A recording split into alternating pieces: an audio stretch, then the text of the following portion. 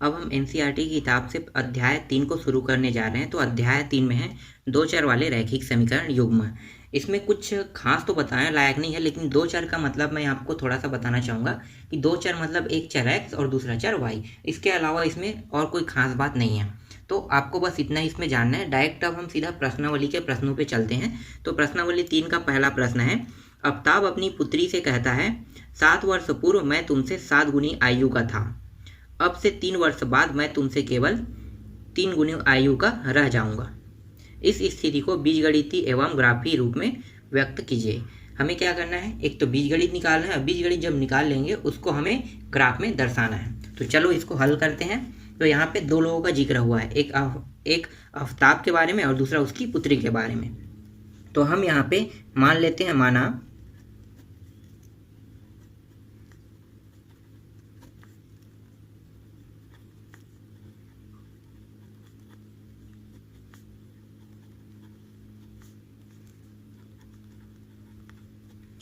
आफ्ताब की वर्तमान आयु x वर्ष तथा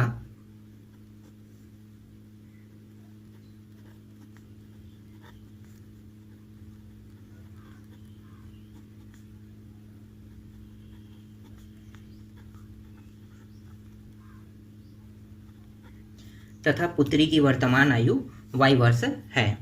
अब क्या कह रहा है, आफ्ताब कह रहा है कि 7 वर्ष पूर्व, मतलब हमें अब जाना है 7 वर्ष पीछे जाना है। 7 वर्ष पीछे मतलब अभी हम वर्तमान में हैं, वर्तमान से 7 वर्ष पीछे जाएंगे। तो जब भी हम 7 वर्ष पीछे जाएंगे तो हम क्या करेंगे, उसमें माइनस लगा देंगे। तो वर्तमान में हम माइनस लगा देंगे। तो यहाँ पे लिखो 7 वर्ष पूर्व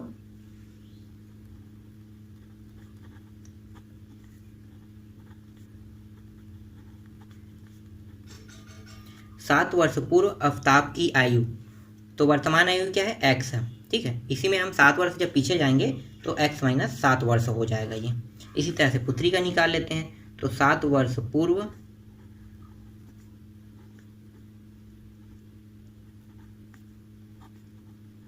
पुत्री की आयु बराबर वर्तमान है y, और y से हमें वर्तमान से हम 7 वर्ष पीछे जा रहे हैं तो y माइनस 7 वर्ष हो जाएगा। मतलब हम भूतकाल में जाएंगे तो माइनस लगाएंगे और भविष्य काल में जाएंगे तो प्लस लगाएंगे। ठीक है, यहाँ तक हो गया, समझ में आ गया होगा आपको। अब क्या करेंगे, प्रश्न के हिसाब से चलेंगे। तो प्रश्नानुसार प्रश्न में क्या कहा है, एक बार मैं इस पॉइंट को पूरा पढ़ देता हूँ। आफ्ताब अपनी पुत्री से कहता है 7 वर्ष पूर्व मैं तुमसे 7 गुनी आयु का था। ये एक पॉइंट बनेगा यहाँ पे, सिर्फ इतने में मैं रोक रहा हूँ। तो यहाँ पे देखो जो जो कहा है वो मैंने निकाल लिया है। यहाँ पे 7 वर्ष पूर्व का है, तो 7 वर्ष पूर्व x माइनस 7 वर्ष हो गया, और पुत्री की आयु में पुत्री की आयु में 7 वर्ष पूर्व पुत्री की आयु y माइनस 7 वर्ष हो गया। अब इसमें 7 गुना के बाद जिक्र किया गया। तो 7 गुना का मतलब क्या है, 7 गुना का मतलब ये है कि आफ्ताब अपनी पुत्री से कह रहा है कि 7 वर्ष पूर्व मैं तुमसे 7 गुना था। तो ये 7 गुना कहाँ पे लगेगा, तो एक सिंपल सा पॉइंट है, इसको मैं आपको बता देना चाहता हूँ कि जब भी ऐसा कोई पॉइंट आता है तो हमेशा बड़े के ऊपर नहीं लगता है 7 गुना, हमेशा छोटे के ऊपर लगता है। छोटा कौन है, पुत्री, तो पुत्री के साइड पे लगेगा। तो यहाँ पे मैं दोनों की तुलना कर देता हूँ।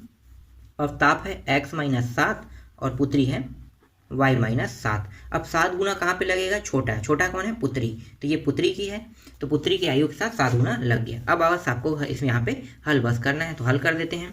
तो ये हो जाएगा x माइनस 7, 7 का अंदर गुणा करेंगे तो 7y माइनस 7, 7 दूनी 7 कितना होगा, 49।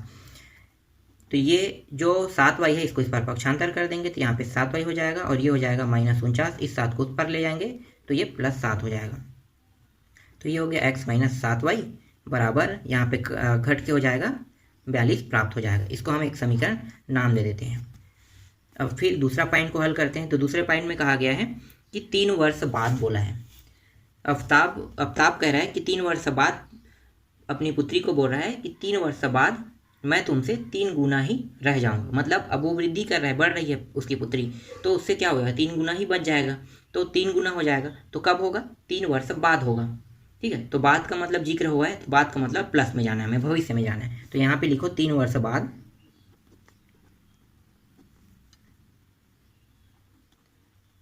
आफ्ताब की आयु x प्लस 3 वर्ष, और 3 वर्ष पुत्री की भी आयु में जाएंगे बाद में। तो 3 वर्ष बाद पुत्री की आयु बराबर y प्लस 3 वर्ष हो जाएगा। ठीक, यहाँ तक आपको समझ में आ गया। चलो आगे बढ़ते हैं। अब क्या करेंगे, दोनों की आयु की तुलना कर देंगे। तो ये हो गया x प्लस 3, यहाँ पे प्रश्नानुसार लिख लो, बराबर y प्लस 3। अब यहाँ पे 3 गुना का जिक्र हुआ है, तो गुना कहाँ पे लगाएंगे, सीधी सी बात है, गुना जो है वो हमेशा छोटे के साइड पे लगाते हैं। ये बड़ा है, आफ्ताब है, और ये उसकी पुत्री है, तो उसकी पुत्री से 3 गुना का जिक्र किया है, तो 3 गुना यहाँ पे लगा देंगे। अब बस इसको आगे हल करते हैं। तो ये हो जाएगा x प्लस 3 बराबर 3y प्लस 9। ये 3y इस पर पक्षांतर कर देंगे तो माइनस 3y हो जाएगा, और ये 3 उस पर जाके प्लस में हो जाएगा, तो ये हो जाएगा माइनस, प्लस से माइनस में हो जाएगा, तो ये माइनस y हो जाएगा। तो यहाँ पे हो गया x माइनस 3y बराबर यहाँ पे 6। इसको हम दूसरा समीकरण देते हैं।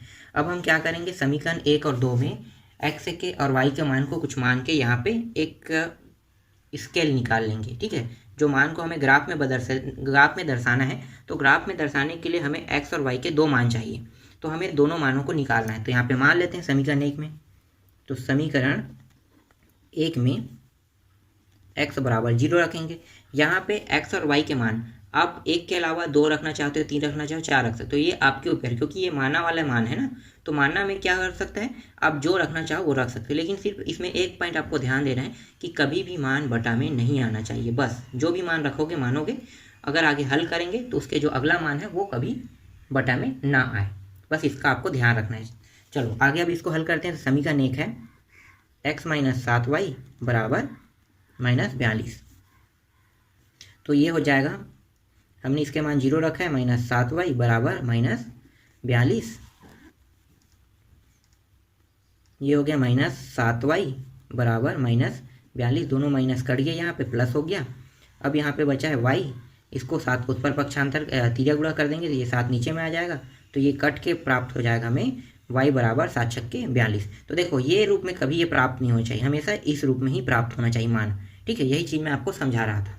चलो आगे हल करते हैं। अब यहाँ पे देखो x के कितने मान निकले, तो इसको हम p से दर्शा देते हैं। p में x का मान निकला 0 और y का मान 6। हमेशा x आगे में रहता है, y हमेशा पीछे में रहता है। अब इसी समीकरण में हम क्या करेंगे, अब हम y बराबर 0 रखेंगे। तो ये हो गया x माइनस 7, y का मान हम 0 रखे, तो यहाँ पे 0 आ गया माइनस 42। तो ये हो गया x बराबर, ये पूरा 0 हो गया और यहाँ पे आ गया माइनस 42। तो यहाँ पे जो मान प्राप्त हुआ हमें x का, वो माइनस 42 प्राप्त हुआ, और एक मान प्राप्त हुआ, यहाँ पे हमने y को 0 माना, दूसरा मान 0 यहाँ पे निकल गया। ठीक, यहाँ तक आपको समझ में आ गया। अब हम इसी तरह से समीकरण दूसरा के लिए निकाल लेते हैं, साइड पे हल कर लेते हैं। समीकरण दूसरा क्या है, समीकरण दूसरा है x माइनस 3y बराबर 0। तो यहाँ भी हम x का मान 0 रख लेते हैं, तो ये हो जाएगा x माइनस 3y बराबर 6। ठीक है, यहाँ पे आप लिख लें समीकरण 2 में x बराबर 0 रखने पर, मैं यहाँ पे थोड़ा सा डायरेक्ट कर रहा हूँ। अब आगे हल कर दो, तो ये हो जाएगा यहाँ पे 0 माइनस 3y बराबर 6, ये y बराबर 6 और ये 3 माइनस के साथ आ गए यहाँ पे, तो ये हो जाएगा y बराबर 3 दूनी 6, तो माइनस 2 आ जाएगा। तो यहाँ पे y का मान माइनस 2 आ गया।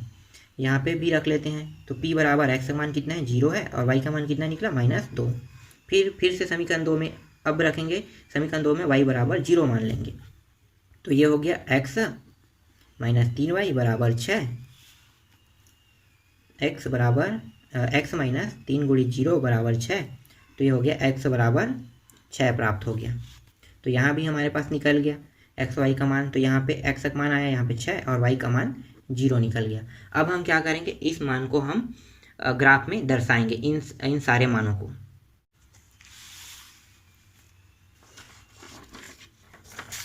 तो यहाँ पे हमने एक ग्राफ पहले से बना लिया है। ठीक है, इस ग्राफ में उसको दर्शाएंगे। तो चलो ग्राफ में दर्शाते हैं। तो यहाँ पे देखो समीकरण 1 है x माइनस 7y बराबर माइनस 42 और x माइनस 3y बराबर 9। तो पहले हम ये जो समीकरण है, इस समीकरण के मान को पहले हम दर्शाएंगे। तो इस समीकरण में एक जो मान था वो था माइनस 42 और 0 था x का मान, तो और y का मान 0। तो हमें x के मान में देखना है, तो माइनस संख्या है, तो ये पूरा क्या है माइनस स्केल है, ये भी माइनस स्केल है, ये प्लस वाला स्केल है और ये प्लस वाला स्केल है। तो हमें माइनस की ओर देखना है। माइनस 42 एक्स सीरीज में कहाँ पे पड़ेगा, तो देखो 10, 20, 30, 40 और 2 42, तो यहाँ पे आ रहा है पॉइंट। और y का मान कहाँ पे है, y का मान देख लो, तो y का मान प्राप्त हो रहा है 0, तो मतलब स्केल ऊपर की ओर नहीं चढ़ेगा, यहीं पे आएगा, तो ये आगे से यहाँ तक आ गया, एक पॉइंट हमें मिल गया, 0 -42 और 0 का स्केल यहाँ पे मिल गया। ठीक है, अब हमें क्या करना है, समीकरण 1 में ही और देखना है। तो समीकरण 1 में हमने 2 मान निकाला था, एक मान निकल गया, एक मान था 0 और 6, तो 0 है एक्स सीरीज में, यहाँ पे आएगा 0, और 6 जो है ये ऊपर की ओर जाएगा वाई सीरीज में, तो यहाँ पे लगभग यहाँ पे मान आएगा। अब हमें क्या करना है, इन दोनों को मिला देना है। तो चलो मैं बिना स्केल कैसे ही मिला देता हूँ, ये कुछ इस तरह से जाएगा, ठीक है, ये आगे बढ़ा लिया। ठीक है, यहाँ पे हो गया ये -42 और 0 और ये 0 और 6 का स्केल है, तो एक रेखा हमें मिल गया।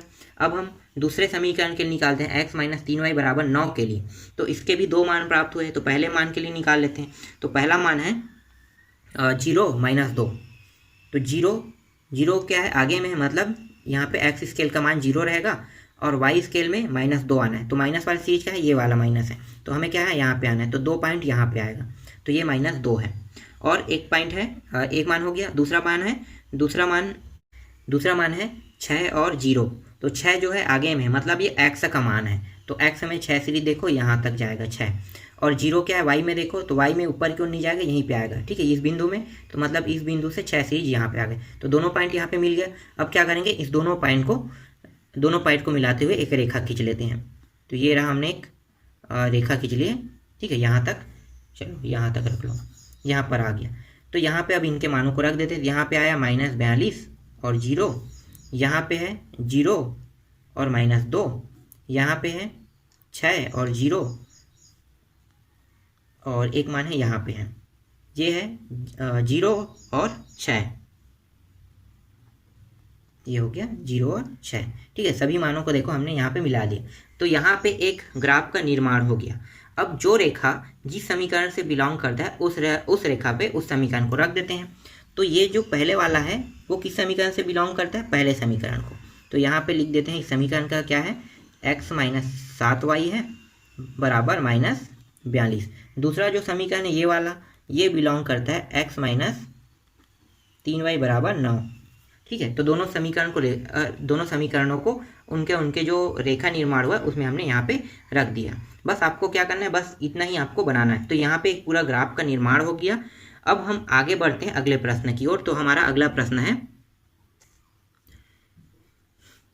प्रश्न क्रमांक 2। क्रिकेट टीम के एक कोच ने 3,900 रुपये में 3 बल्ले तथा 6 गेंदें खरीदी। बाद में उसने एक और बल्ला तथा उसी प्रकार की 3 गेंदें 1,300 रुपये में खरीदी। इस स्थिति को बीजगणित तथा ज्यामितीय रूपों में व्यक्त कीजिए। तो इन्होंने जो जो खरीदा है उसको पहले लिख लेते हैं। तो उन्होंने खरीदा 3,900 रुपये में, 3,900 रुपये में उन्होंने 3 बल्ले प्लस 6 गेंदें खरीदी।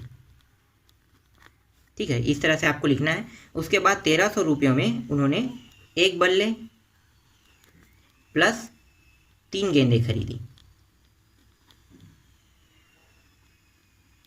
चलो इस तरह से, यहाँ पे थोड़ा सा दिक्कत हो रहा था। ठीक है, 1 बल्ले और 3 गेंदें खरीदी। तो 1 बल्ले का मूल्य कितना होगा, तो यहाँ पे लिख लेते हैं, माना 1 बल्ले का मूल्य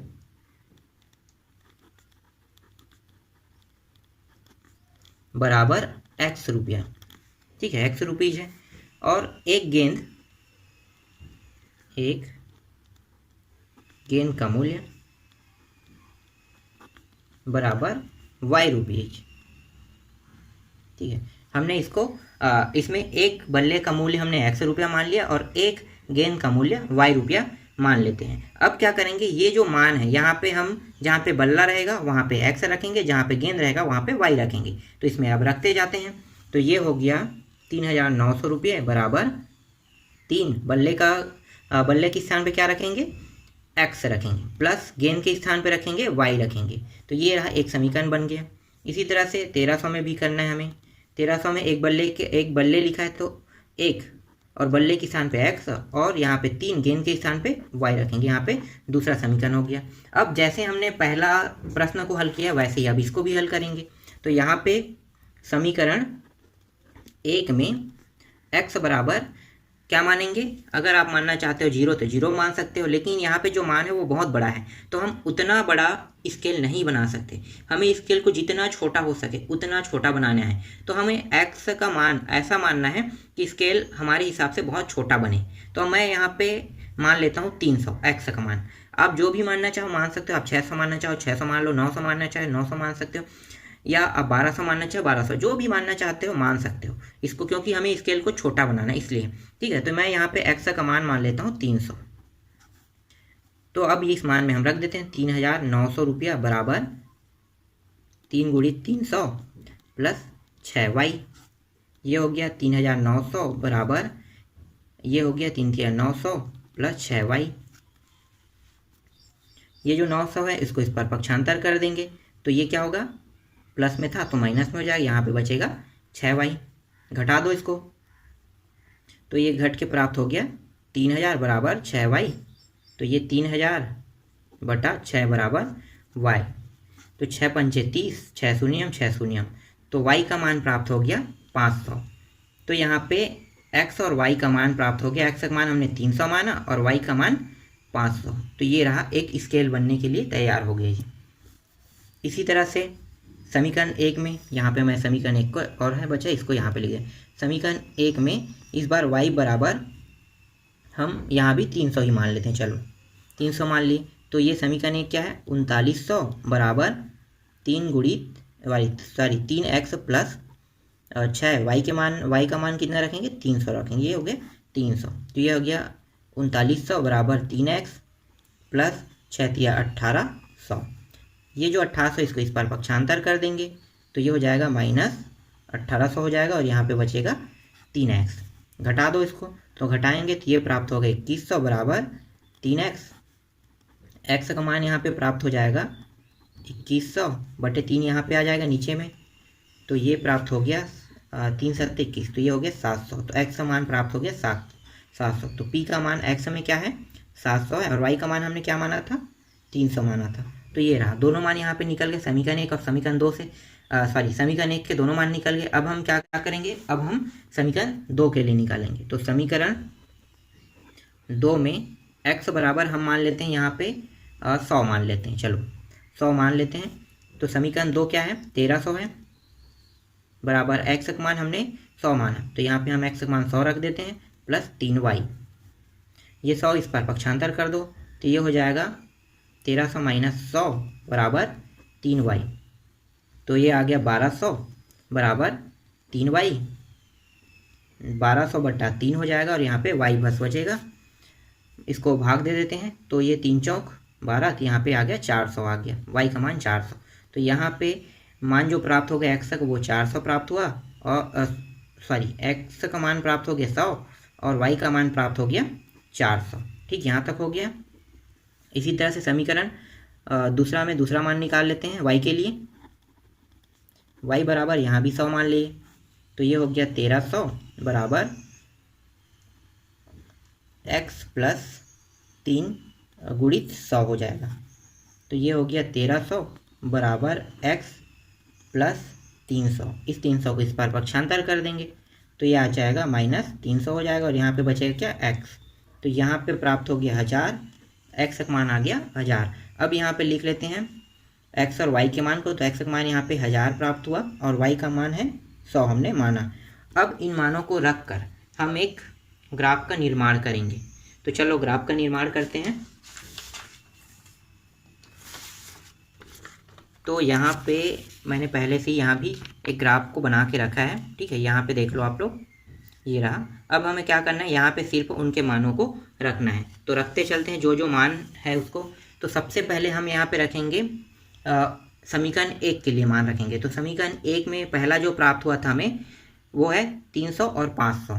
तो 300 देख लेते हैं, दोनों प्लस में है, तो प्लस में है तो x का मान 300 है, मतलब क्या होगा यहाँ पे आएगा 300। ठीक है, उसके बाद 500 देखना है, तो इसी लाइन में 500 ऊपर क्यों चढ़ा y लाइन में, तो y सीरीज में यहाँ पे आएगा 500। ठीक है, अब दोनों को एक ही सीधी रेखा में हमें मिलाना है। तो ये आगे यहाँ तक बढ़ेगा और ये यहाँ तक बढ़ेगा। तो यहाँ पे बिंदु 1 प्राप्त हो गया, यहाँ पे प्राप्त हो गया। ठीक है, यहाँ पे देख लो, यहाँ पे एक बिंदु, इसको थोड़ा सा मैं बड़ा कर देता हूँ। तो यहाँ से ये हो गया हमारा 300 पॉइंट, और ऊपर की ओर जाएंगे तो 500 पॉइंट यहाँ पे हो गया 300 पॉइंट और ये हो गया 500 पॉइंट। यहाँ पे मिल गया एक बिंदु। अब क्या करेंगे, अब समीकरण 1 का दूसरे पॉइंट को निकाल लेते हैं। दूसरा पॉइंट है 700 और 300। तो 700 हमें एक्स में देखना है, तो ये रहा एक्स पॉइंट 700 और 300 हमें वाई पॉइंट में देखना है, तो ये 100 और ये हो गया 300। तो अब इसको यहाँ पे दोनों पॉइंट को एक ही स्थान पे ला लेते हैं, तो ये यहाँ पे आ रहा है और 700 यहाँ पे ऊपर में यहाँ तक चक गया। ठीक है, ये आ गया 700 और 300। ठीक, ये समझ में आ गया। अब क्या करेंगे, इन दोनों को मिला देते हैं। आप इसको स्केल से मिला लेना, मैं ऐसे ही मिला रहा हूँ। ठीक है, तो ये रहा एक हमें रेखा का, यहाँ पे हमें एक रेखा मिल गया। ठीक है, अब क्या करेंगे, समीकरण 2 को देखो, तो समीकरण 2 के जो मान है उनको भी निकाल लेते हैं। तो समीकरण 2 में एक मान आया है 100 और 400 आया है, तो ये भी प्लस में है, तो 100 कहाँ पर रहेगा, समीकरण 2 का जो है वो 100 यहाँ पे रहेगा और 400 जो है वाई में चलेगा, तो 400 यहाँ पे आ गए। तो देखो ये यहाँ पे एक बिंदु प्राप्त हो गया। ठीक है, 100 और 400 पॉइंट में। फिर दूसरा जो है वो 1000 और 100 में निकालना है। तो 1000 जो है वो एक्स स्केल का है, तो ये रहा 1000 एक्स स्केल का, और 100 पॉइंट में जाना है, तो 100 पॉइंट कहाँ पे है, यहाँ पे है। ठीक है, ये वाला, तो ये लाइन को 100 को यहाँ पे लाते जाओ 1000 के पास, तो ये रहा 1000 और 1000 को यहाँ पे 100 के पॉइंट पे ला ले, तो देखो दोनों मिल गए यहाँ पे। तो यहाँ पे हमें एक बिंदु का निर्माण हो गया यहाँ पे। अब इन दोनों बिंदुओं को मिला लो यहाँ भी। ठीक है, ये रहा, इस तरह से ये मिल गया, ये आगे बढ़ गया। ठीक, अब इनके बिंदु पॉइंट को लिख लेते हैं। ये जो बिंदु पॉइंट है ये है ये कौन सा है, ये 300 है और ये 500। ठीक है, तो ये हो गया 300 और ये 500 पॉइंट में। ठीक है, 300 जो है ये एक्स का मान है और 500 जो है वो वाई का मान है। यहाँ पे जो बिंदु है वो है 700 और 300 है। ठीक, यहाँ पे जो पॉइंट है वो है 100 है और 400 है, और ये वाला जो पॉइंट है ये है 1000 और 100 है। ठीक, तो सभी पॉइंटों को हमने यहाँ पे रख लिया। तो देखो सभी पॉइंट से एक ग्राफ का निर्माण हो गया। अब क्या करेंगे, जो रेखा जिसका है उसके समीकरण को रख लेते हैं। तो ये वाला जो रेखा है ये है 3900 वाला, यहाँ पे लिख लेते हैं 3900 बराबर 3x प्लस 6y, ये रेखा का मान है। और दूसरे में 1300 बराबर x प्लस 3y, दूसरे रेखा का समीकरण, दूसरे समीकरण का जो मान है ये प्राप्त हो गया। तो देखो यहाँ पे दोनों जो समीकरण हैं उनके रेखा का हमने निर्माण कर लिया। बस आपको क्या करना था, इतना ही आपको बनाना है। तो प्रश्न क्रमांक, इसके बाद हम चलते हैं प्रश्न क्रमांक 3 में। तो प्रश्न क्रमांक 3 जो है वो सेम टू सेम प्रश्न क्रमांक 2 की तरह बनेगा। आप लोग इसको बना के देखना, अगर नहीं बनेगा आप लोग कमेंट कर देना, फिर मैं आप लोगों के लिए ये प्रश्न भी हल कर दूंगा।